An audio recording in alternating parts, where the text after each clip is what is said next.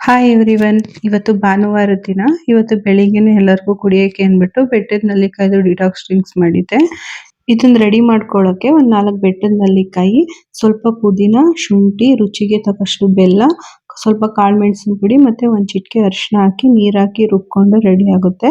ಇದನ್ನ ಬೇಕು ಅಂದ್ರೆ ಸೋಸ್ಕೊಂಡಾದ್ರೂ ಕುಡಿಬಹುದು, ಇಲ್ಲ ಚೆನ್ನಾಗಿ ನುಣ್ಣಗೆ ರುಬ್ಕೊಂಡಿದ್ರೆ ಹಂಗೆ ಡೈರೆಕ್ಟ್ ಆಗಿ ಕೂಡ ಕುಡಿಬಹುದು.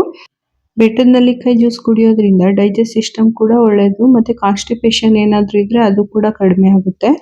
ಇವಾಗ ವೆದರ್ ಥಂಡಿ ಇರೋದ್ರಿಂದ ಇದನ್ನು ಡೈಲಿ ಕುಡಿದ್ರೂ ಕೂಡ ತುಂಬಾ ಒಳ್ಳೇದಾಗುತ್ತೆ ಕೋಲ್ಡ್ ಕಫಗೆಲ್ಲ.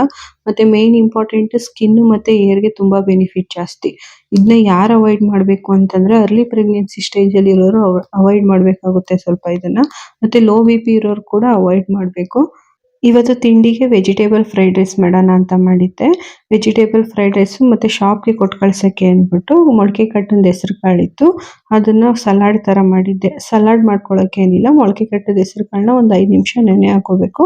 ಆ ನೆನೆ ಹಾಕಿರೋ ಹೆಸರು ಕಾಳು ಮತ್ತೆ 1 ಕಪ್ ದಾಳಿಂಬೆ, 1 ಕಪ್ ಈರುಳ್ಳಿ, 1 ಕಪ್ ಕ್ಯಾರೆಟ್, 1 ಕಪ್ ಸೌತೆಕಾಯಿ ಮೂರ್ನು ಹಾಕಿ ಮಿಕ್ಸ್ ಮಾಡ್ಕೊಂಡು ರುಚಿಗೆ ಎಷ್ಟು ಬೇಕಷ್ಟು ಅಷ್ಟು ಉಪ್ಪು ಹಾಕೊಂಡು ಕಾಳು ಮೆಣಸಿನ ಪುಡಿ ಮತ್ತೆ ಸ್ವಲ್ಪ ಚಾಟ್ ಮಸಾಲ ಹಾಕಿದ್ರೆ ಸಲಾಡ್ ರೆಡಿ ಆಗುತ್ತೆ.